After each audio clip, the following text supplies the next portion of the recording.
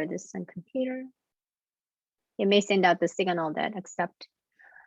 Okay, hi everyone. I am Sujin Lee. I do this as part of educating my colleagues and also helping my clients that I coach. So today I have Francis Yu. He's my colleague, a friend that he is actually certified Enneagram teacher. Also, he's a family physician, family practice physician, but he is in a private practice. Francis has a very interesting clinical work and non-clinical work. He will talk about physician wellness to wholeness, inner work with the Enneagram today. All right, go ahead. Yeah, so even the title, I always have to be different, right? Physician wellness is a term everyone knows now, but then I don't like it because everyone uses it. I just have to be different. So I thought, oh, how can I make it seem unique? So I have wholeness in there, and I'll talk about what that is. And Enneagram also, we were talking before we started the recording that it is something that exists, but physicians just don't know about. And part of what I'm trying to do is make it available, and because it's on Forbes and you could go to Google Scholar, there are these things, but it just takes a long time for things to get into medicine.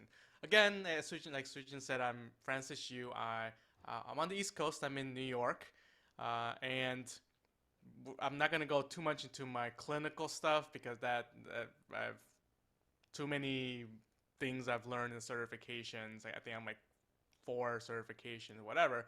But I'm focusing on the non-clinical stuff. And here I just highlighted that I am a certified Enneagram teacher. I also am certified with the Myers-Briggs type indicator because almost very routinely people ask, oh, what's the difference? So I like to show that I know enough about both to talk about them.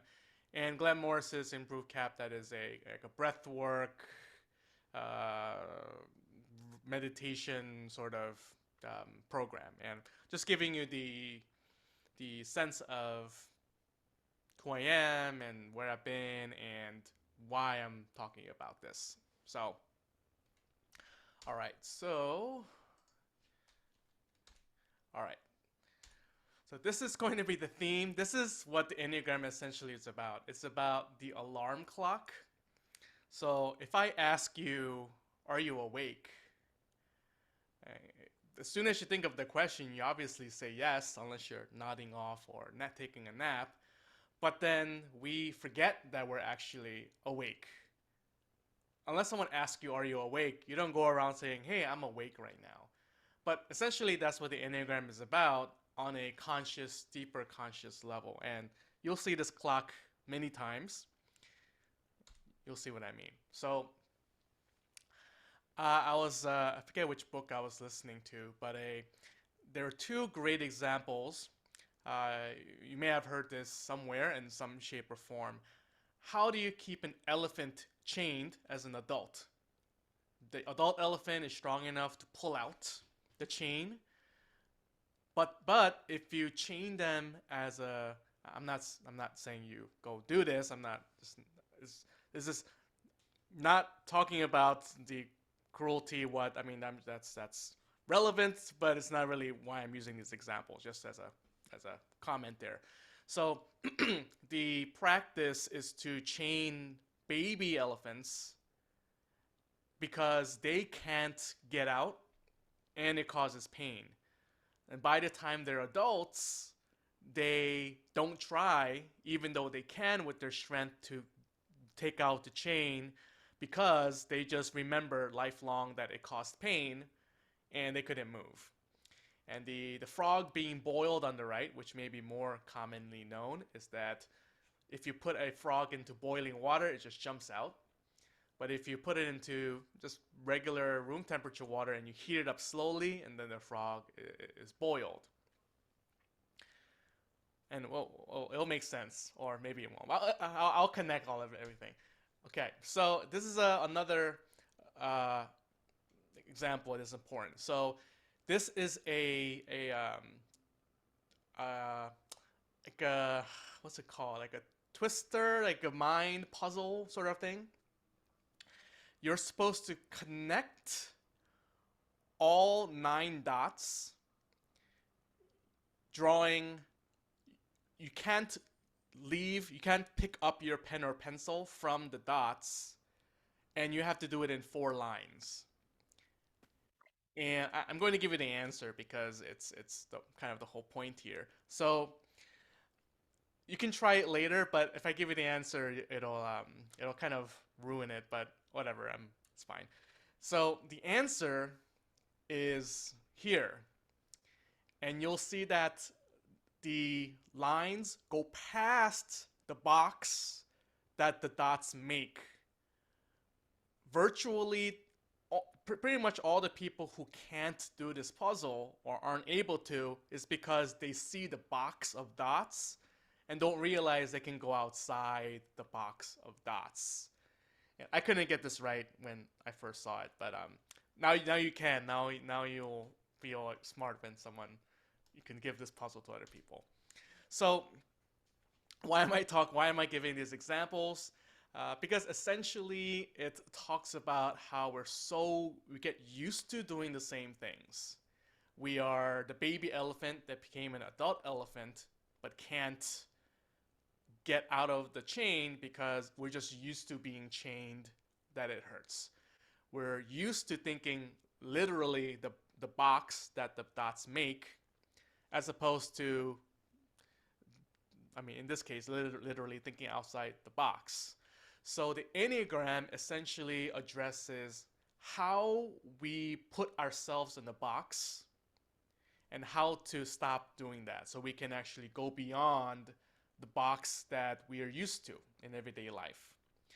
And this, well, I guess it's not weird to me anymore, but if the symbol looks weird to you, this is the Enneagram. Enneagram just means 9-figure, right? Enneagram. Now I'll talk about the symbol a little bit more later. And if so, in the 20th century, early 20th century, it was these two gentlemen that really introduced this idea to the modern world. J. Gurdjieff and P.D. Ouspensky, and that's in the book In Search of the Miraculous. It's quite a really hefty read, and not just because it's long, but there's a lot of stuff in it. So I'm just mentioning that just for sake of completion, because I don't like not giving full information. You don't have to go read this unless you're really interested, but if I don't mention it, I feel bad, so that's why it's in there. So actually, most people think of personality when you think of the Enneagram, all the 9 types. If you don't know what that is, we'll talk about that later.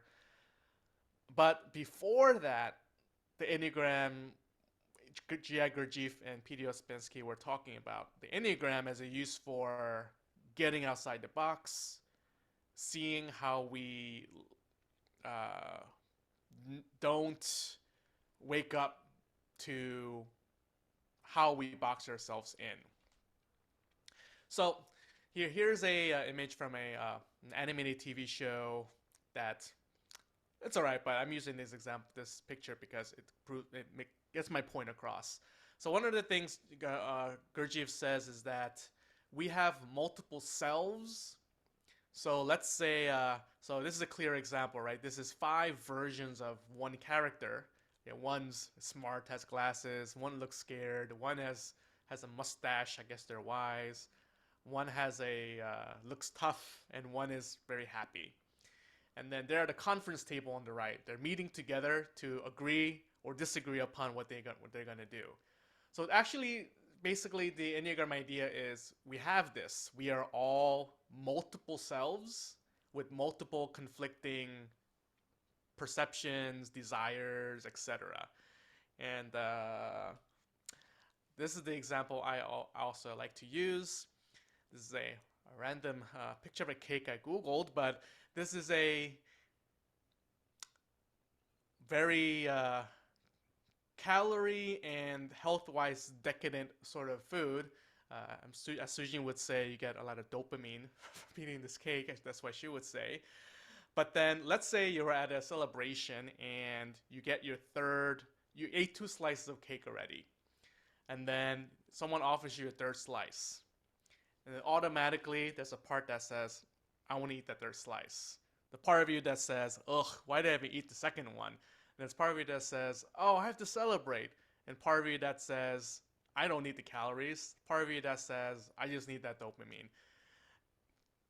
You could use a cake, you could use another. What I use the cake just because it's so calorie dense and has not many or virtually very low nutrients.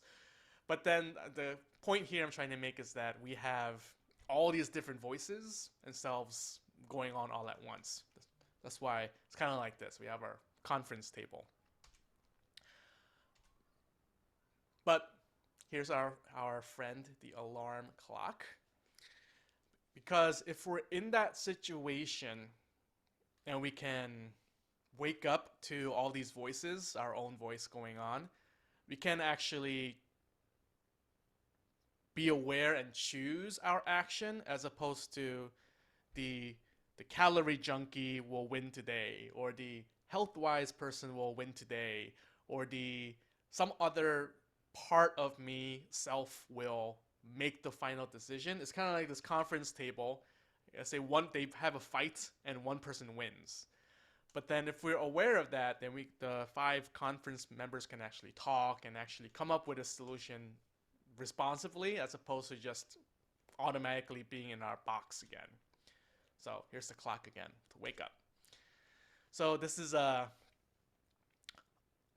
non-exhaustive list of all the things that pattern us into our daily living. So I tried to be cute and put one thing for each letter of the alphabet, but it didn't really work. But so our actions, our beliefs, culture, distortions, emotions, feelings, guardians, meaning like parents and guardians, our hurts, ideology, our joys, our knowledge, the lies we tell ourselves, the methods, our needs, organizations, peers. I put quesadilla because I couldn't find a Q word that made sense, but a quesadilla, religion, school, thoughts, upbringing, worldview, xenophobia, fear of people different or foreigners, yearning, and zeitgeist, kind of like the general way the world is going and we see things. All of these things affect us to prevent us from waking up. That's why there are these clocks here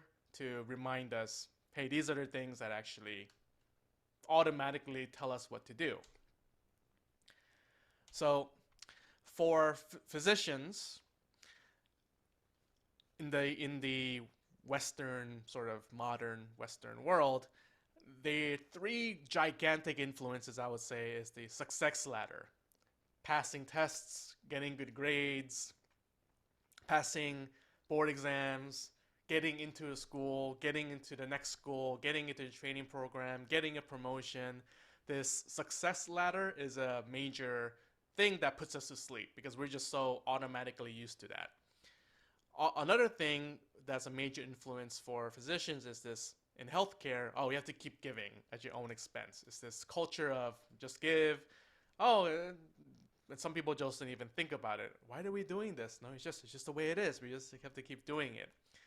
And finally, the satisfaction distraction. It rhymes. Our phones, notifications, the likes and the bright lights. Again, as Sujin would say, the dopamine. The dopamine that's there, we are chasing these dopamine rushes, and I'm not saying dopamine is bad, but if it's just we're falling asleep to what we can really do, and these are major influences for all of us.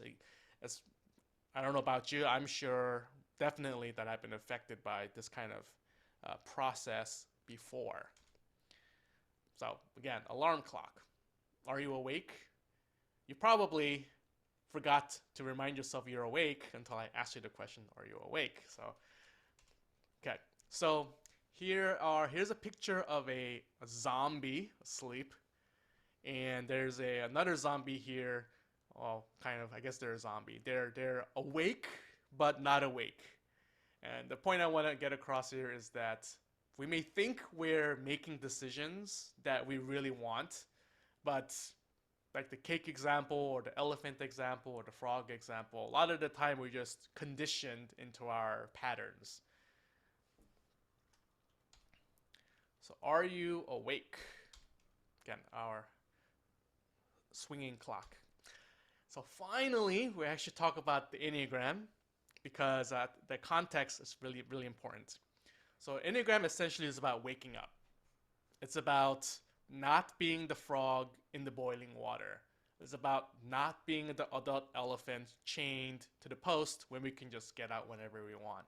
It's about not being the zombie. It's about not being easily triggered and doing the same things over and over because of our education, training, background, all of that. And if nothing else, this is the one thing that's a takeaway is it's all about self-observation, meaning, oh, I'm doing this thing. What's something I do? Oh, it's I don't like asking for help, so I'm going to go into a rabbit hole and try to figure out and learn everything by myself. I'm gonna do this entire course by myself, so because I don't think I know how to do it. But if I can observe myself doing that, then I can wake up to my patterns. So the question is, what are the patterns that you tend to rely on? The actions, the emotions, thought patterns, foods, whatever it is, and be like, oh, hey, I'm doing that thing again. I have a hankering or desire to do this. Because if we don't stay awake and observe ourselves, it's just we're walking zombies in a zombie-like trance. And once you can see yourself, then you can actually be like, oh, that's interesting. Why do I do that? Maybe I should have someone else tell me, hey, you're doing that thing again, or you're not listening to, you're only thinking about thoughts in your head. What about your heart? What does it say? So it's a chance to break the cycle of our conditioned way we are in everyday life. So the word I like to use is instead of reacting, we can respond in a way that's conscious. And for sake of completion, Oscar Ichazo, and Claudio Naranjo are two big names that helped to develop the Enneagram of personality. Because before them, there was no specific idea of personality types. And recently, I learned that they didn't all agree about the Enneagram, but they were all kind of important figures for our sake. And these are some big, I don't say big, but well-known teachers today about the Enneagram. For sake of completion, again, I'm including them. So some are men, some are women. So Beatrice Chestnut, Helen Palmer, may have spelled her name incorrectly, but Don Riso and Russ Hudson. Don Riso has passed away. A.H. Almas, Jessica Dibb, and the Shift Network is a great place that a lot of them have done collaborations with. All right. Take a breather here. I'm going to take a sip of my tea. Because otherwise I get into this I'll just keep going because I need to finish because people are waiting for me to talk. I just take a break, get into my body. I don't want my tea to get cold. Just remember that I'm here. And that helps too. Take a breath. And then recalibrate and get back to this next part here. There's a lot of stuff on this slide, and I did that just because I'm going to talk all about this in a very succinct way. So on the circle here, there's a circle, a triangle, and something called a hexagram. It's this six-pointed internally intersecting figure. And each time a vertex hits the circle, it's a quality or an aspect of us, our essence. We are a circle. We're a complete whole. We are a triangle in terms of we have an idea, an opposing idea, and how those ideas come together. And we are the hexagram in terms of we're dynamically changing. So one of the big things people get mistake the Enneagram for is that, oh, it boxes me into one type, or you're just one type. No, we're the whole circle. We're 360 degrees. It's just that certain parts, certain each person has an aspect of them that shines brighter. It's their aspect of genius. It's their particular awesomeness, and that could be anywhere on the circle. But when it falls, let's say, nearer to point one, we say, oh, you're Enneagram type 1 or Ennea type 1. So that's the biggest misconception I want to remove, that, oh, you're just this thing that we're boxing you in.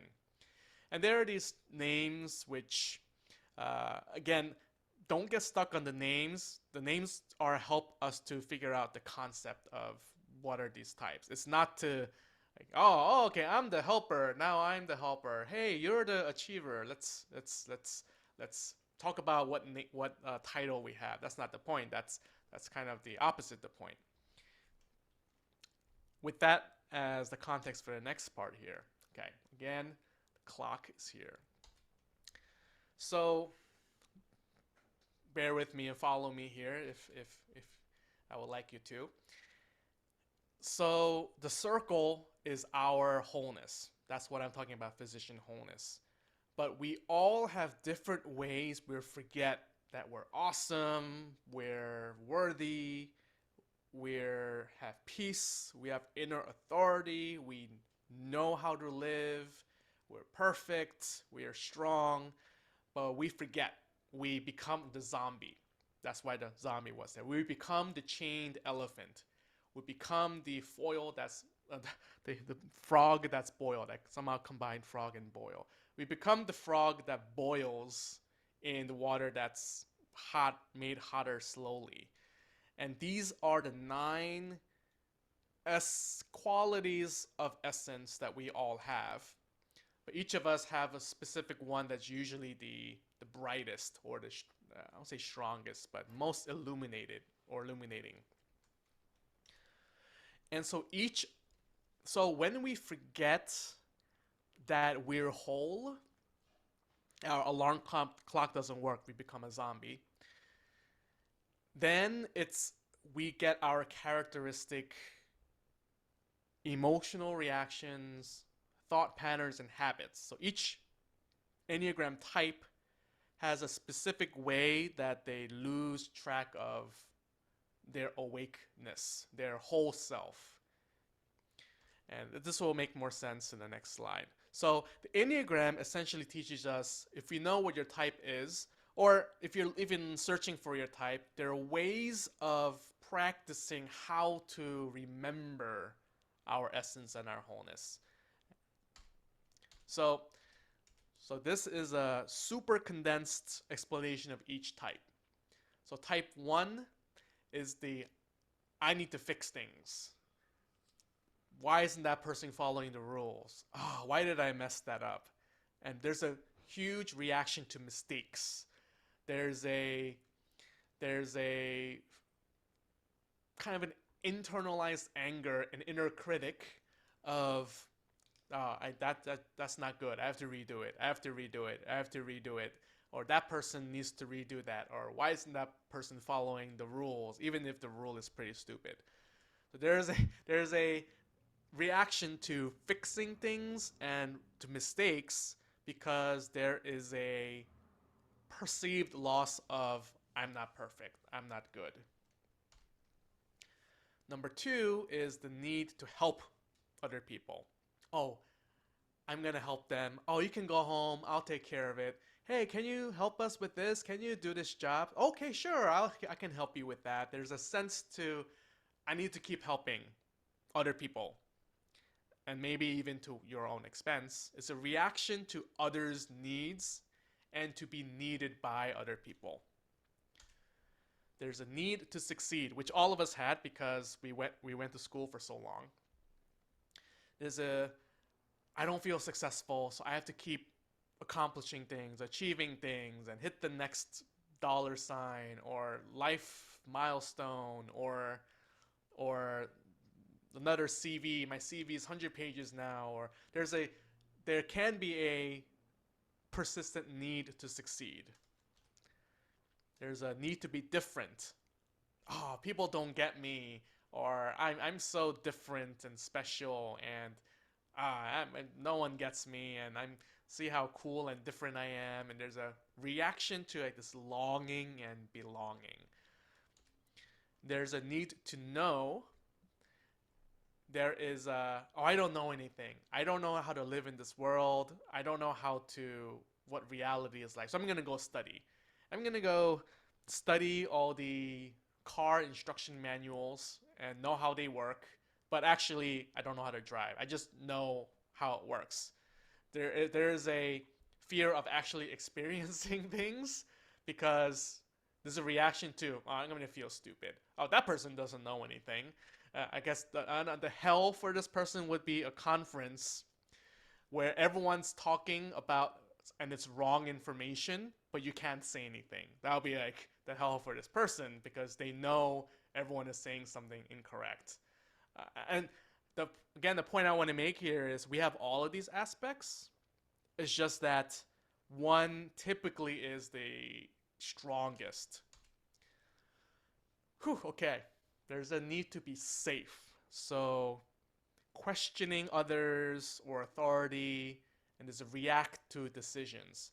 So let's say someone's boss, and then the public health person, and then the president and their parents are all in the same room and telling them what to do. The type 6 would just go bonkers because who following whose instructions will keep me safe? And there's a reaction to who do I follow? Can I follow myself? So that's 6. 7 is the need to be satisfied. And this is a reaction to pain. That's uncomfortable, so I'm going to, oh, what is this shiny new thing I can do? I don't want to think about why that's painful or that difficult emotion. Oh, let's go on that roller coaster. This roller coaster is boring now. And they leave halfway to the roller coaster ride, go to another ride. It's just, I need to be satisfied.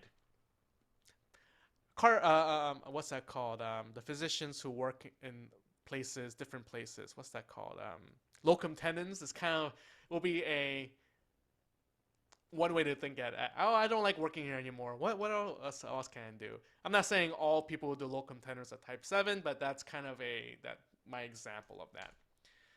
And type 8 is the need to be strong. Hey, look how awesome I am, and I'm the boss, and you can trust that I know what I'm doing. You can follow me, and then if you don't follow me, then I'll make you follow me, and it can boss people around possibly. And it's a reaction to being challenged. And they're usually quite vocal or very physically present. And a lot of times they're even big or can just like stand in front of you and be kind of imposing. And type 9 is the need to be at peace. And the reaction is to conflict. Any sort of conflict is just checking out. Oh, this is not comfortable. I'm gonna go away or inside myself to forget about it. So that's where each of these 9 types arises from. It's these reactions to forgetting our essential wholeness. I'm not going to talk about each type, but the 8, 9, and 1, they're called the body types, the body center or instinctual center or movement center. People have different names for it. But the aspect and issue here is with boundaries, and the typical emotion is anger. So anger is either projected outwards, inwards, or ignored. It's like, I'm not angry. There's nothing to be angry about. But then their whole life's being dismantled or they're burnt out or something like that. Types 2, 3, 4 are the heart types. They have an issue with identity and the emotion is shame. So then They can reach out to get others' validation, or they go inwards and reject others' people validation, or both. And the head types 5, 6, 7, the issue is safety, and the emotion is fear. Now, another misunderstanding here is that if you, let's say you're a type 3, like, oh, I'm a type 3, that means my heart is really great, and that means my heart is super strong. No, it means that the heart is the place where the most difficulties are. It's where the alarm clock needs to be. It's where the elephant's being chained. It's where the frog is being boiled. So it's, and again, bragging about your type is essentially showing that you don't know what the Enneagram is about, because like, hey, look how I'm in a pattern. I'm asleep to myself, and I'm just going to keep doing the things I'm doing and not actually work on myself. So, yeah, sometimes you just have to put the gavel down and say that's just let's think about it a different way, and this is the way it was intended. That not to be in a pedantic, didactic way, but to show that we can convince ourselves that, oh, I'm this type. I know me now. I don't need to do anything. But no, it's realizing my heart is the thing that gets entangled first. Oh, that's where I need to do my work. So what is inner work? Essentially, it's doing work to cultivate. So I use the word cultivate. So the cultivate has the same root as agriculture, where we're like farming, we're like growing a field. We're growing our inner field, our inner, you could call it soul, our inner state. It's remembering and growing the perfection, freedom, hope, origin, transparency, faith, wisdom, truth, and love that we already have. Except that the way all the things I said before, action, beliefs, schools, clinical careers, or whatever, makes it easier to forget that we're really super awesome people. And so physician wholeness, the practice is self-awareness. Oh, I'm angry again, or I'm afraid again, or I signed up for my 5th course even though 3 of them aren't done, or I volunteered to help again even though I know that it doesn't make sense, or I yelled at someone because they did something I didn't want them, even though I know it just makes everyone feel bad, or I ignored the problem at work even though I know that if left unchecked, it will make things worse. It's this awareness of how do we just check out and become a zombie. And the practice is our blind spots. Because if you're a type 6, you're a head type, so the blind spot is the head. Because we think, oh, I'm so in the head. I know my thoughts. I know exactly what I'm thinking. And, oh, you're trying to tell me to change my thoughts or think about what I'm believing. Psh, well, I know my thoughts. You can't get into my thoughts. They could be very defensive because they identified with their ability to think. Same thing with heart types. So identify with, I know who I am. Don't try to help me to figure out who I am. Is this, because you're breaking the mold, and that's their blind spot. And this is where having someone who knows about the Enneagram and having accountability and people who won't nourish your blind spots, the people who won't nourish your bad habits, or what's that word that when you have someone with a bad habit and they just keep being encouraged, not encouraging the bad behavior. And I'm not saying bad behavior as in is bad, because ultimately there's a reason it's there. It protects our ego, our way of interacting, which I think that's the next slide. No, I'll come back to that. Now that is a signal to stay awake and wait for my next slide. So how do I find my type? Again, a very common question. You have to explore yourself. You have to explore yourself. So there's kind of put a double or triple meaning in there. Some guidance is useful in the group. So a lot of tools are useful. So the one I prefer is different from the one you got in the email. It's the Ready. It's from the Enneagram Institute. It's $12 and it has, you do the evaluation, you get like 20 pages of information. And this is a book that I like to give physicians. It's the David Daniels, Dr. David Daniels, The Essential Enneagram. It's quite a short book and has a somewhat statistically well done evaluation in it. So that's, I don't think there's an online version of the evaluation, but that's the ones I recommend to physicians. It's because you kind of have the shared doctory way of thinking. That's the reason I do that. So again, if I weren't clear so far, is don't rely on these evaluations. I've heard people say, "Oh, I took the Ready for the 5th time and I got different answers." Well, okay, well, why are you taking it for the 5th time? You could have used that attention to be getting help or being coached or going for a run or really investigating your heart. Why are you looking for a external test, quote unquote, to tell you who you are? And then there are people say, "Oh, I don't know what I am," or this is definitely not who I am. How dare does this test tell me what I am? And those are all reactions. Those are all ways that we are falling asleep. So our 9 dots are back to tying together the beginning and end here.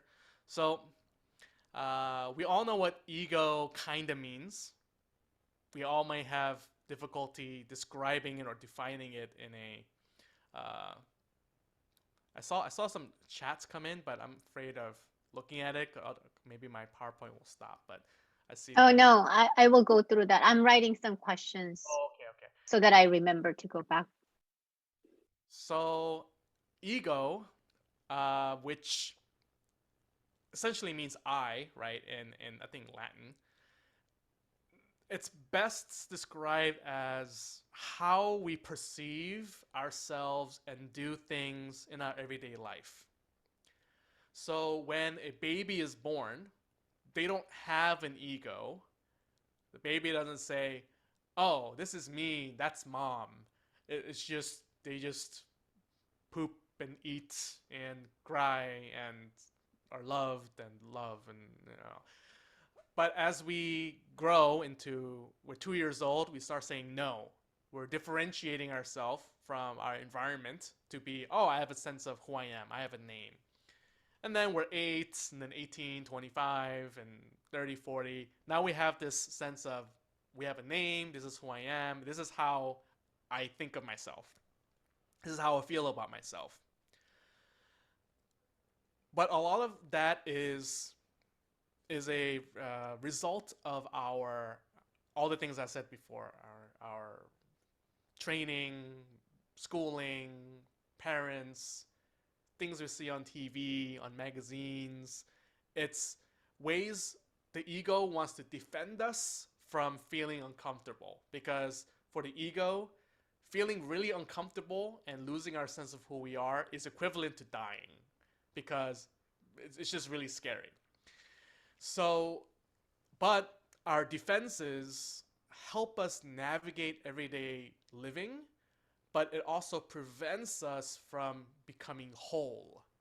It prevents us from going into the uncomfortable situations to figure out, why do I say I want this but don't do it? Why do I keep saying yes to people even though I said I wouldn't? Why do I keep trying to learn things even though I know enough already? Why do I keep relying? Why do I want someone else to tell me what to do when I know I can't? Well, those are all, from an Enneagram perspective, there are patterns that we, from our, whether you want to call it childhood wounding, developmental trauma, I mean, there are all different ways to look at it without going to those rabbit holes too much. So our egos are our friend, but it also is the friend that encourages the behavior that doesn't help us grow. But the ego later will when you grow, the ego will be like, hey, thanks, you helped me grow, but I don't want you to grow anymore because it's just safe. It just want to keep you safe for where you are. So the word self here is this idealized, ultimate, total version of ourself that we remember how basically how awesome we are, how loved we are, just being, having equanimity, authenticity, integrity in all situations. And yeah, I'll leave that at that. And essence is kind of like the same thing. It's in the core we all have this core that is super awesome. It's just that we forget and fall into our patterns. And again, presence and wholeness, these are all different ways of talking about this core, cultivated, never can be taken away essence of ourself. And the reason I have this 9 dots here is, again, the box that we see, the visual illusion, is the ego. The self goes past this box. And then we could draw more dots, but then the ego just sees the bigger box and the bigger box. But it's continually realizing there's no box. But then psychologically, we just are programmed to see the box. It's just the way things are. So I asked a bunch of people what it helped, Enneagram helped them with. So here's some quotes. So, understanding myself and others, help me and my husband to understand each other's needs better. We have leveled up on communication. Understanding others who act and react differently than I do. Conflict in relationships, being more patient and kind with myself and others. Helps me understand why my relationships, friendships are often unsatisfying. This is a bit longer one. It helped me understand why I was doing certain things. I was able to tap into my underlying motivations. If someone asked me why I was doing something, I had a reason, but didn't think further about the underlying reason to that reason. I use it to better notice and understand myself and my patterns of behavior. It gives me a language for discussing these patterns in a way that is helpful to me and people that care about me, so that I can grow and be a better friend, partner, parent, coworker, etc. The problem of thinking, I copy pasted, so okay. The problem of thinking something was seriously wrong with me for the way I thought and responded to the world. Watching my knee-jerk reactions and examining where they are really coming from in order to balance out my waxing and waning between hypersensitivity and indifference. Understanding my weakness in terms of needing to listen to my body. So, here's the final words here. If you want integrity, humility, and to be loved, authenticity, significance, stillness, authority, satisfaction, strength, and peace, we have it. It's about relearning, remembering, and unlearning our patterns. The ego might not like that, but ego will appreciate it later. So I have some other podcast episodes and blog posts. If you go to www.theenneagramforphysicians, I'm gonna lie and say I left out .com to let you wake up and point out it's not there, but that was a mistake. So I'm using that mistake to make it actually good. www.enneagramforphysicians.com. Do you want an introductory session? I just love talking about this. I think you've seen that, and doing so in a way that's not more present. Hopefully, but hopefully that came across. That's the enneagramdoctor.com, and if you want to talk about your ready or any Enneagram evaluation, uh, I can do that too. All right, that is. Oh, okay. Now I'm seeing the question NB. Uh, NB is we EG is like, for example, IE is that is NB is Latin for nota bene, is to take good notes or pay attention to this.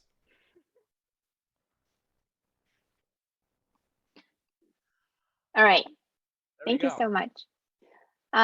This is like my maybe. Oh, Tania is joining now. This is maybe like second time or maybe third time. I saw your initial presentation like a while ago, and then I had a little session with you, Francis. So this is like third time, but whenever I see it, I learn something new every time I watch it. Do you guys have any questions or comments? You can unmute yourself and talk, or you can type.